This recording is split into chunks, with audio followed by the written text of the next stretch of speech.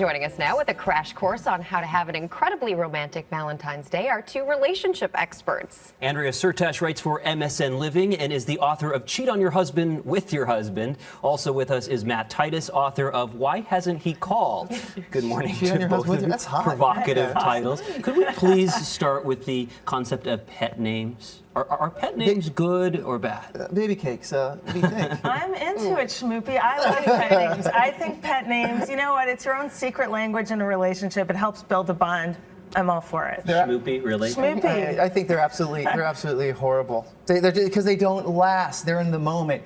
You know, it's just awful because people can't keep that intimacy, the emotional intimacy, that they can't keep it up. It doesn't last. It's a thing of the past. High expectations. The relationship never goes in that direction. I don't agree. I think pet names morph into other things, but they definitely last. They should be organic, of course. You don't want to force the pet name, and you don't necessarily want to share it in public because that's when people cringe. But in your own Couples relationship, get exiled because of that with other people if you share them in public. But I wonder about the formality, Matt, because if you stick to someone's given name, does that create a formality or something else in the relationship that doesn't necessarily need to exist? I think it always should be realistic. No one's going to be at that level of love all the time. We would like to think that marriage should be one big, long first date, but guess what? It's not. It's a lot of work, and it doesn't result in pet names on a daily basis. yeah, but research actually shows we need 5 positive interactions to negate 1 negative interaction. So these pet names actually, if you inject a little sweetness into the day,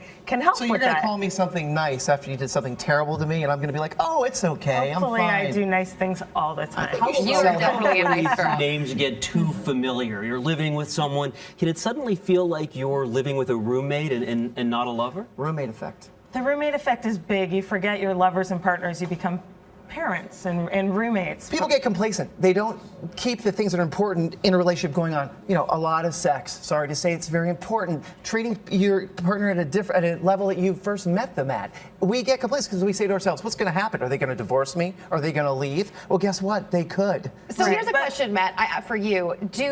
Should men and women be using holidays like Valentine's Day to turn up the heat if it's missing in the relationship? I think a relationship reboot is very important, and it can start off on Valentine's Day.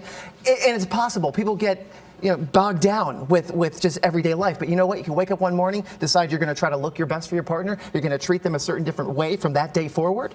And you're going to just be a different partner, and things can change, right? Absolutely. On MSN Living, we actually spoke to couples and we said, what keeps the spark alive? And it's the little things they do on a daily basis. Small gestures. Handwritten notes. Handwritten notes. That guy maybe doesn't do that, sometimes. does Come on, he? let's be honest. That's not going to happen a lot. Sneakers. But it's thoughtful. Giving sneakers. That's so romantic. Very romantic. Maybe chivalry, opening up the door. One of the things I had read was closing the bathroom door. Close the bathroom door. Thank you for mentioning that. We need to keep mystery alive in marriage. I don't think my wife knows I go to the bathroom, actually. We haven't even gone down that road. But why there's a mystery there? That's the idea, to kind of have some just private moments? It's so hard to have private moments when you share a space, and especially when kids are coming in and out, you have to create it. Mystery is the most important thing in the world, especially to guys.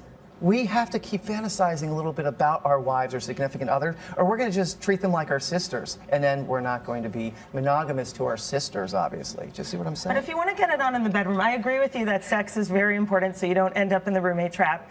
But you need to work on it outside the bedroom to get the heat on, obviously. Nah, it starts in the bedroom. It does not start in the bedroom. That's where it starts. Have you heard of chore play? Foreplay, domestic tasks around the house. I like the sound of that. You're a freak. Rebecca I just am chore telling you, that it will work every Chore play. time. It What is will work. chore play? It is doing nice gestures for your partner around Did the you house. coin that phrase? I did not coin that phrase. It is well known by Have you guys moms heard of it? across America. Well, guess what? We're going to have to leave it there and answer fine. that question I don't another wanna- time. forget it. Andrea Syrta, Matt Titus, thanks so much.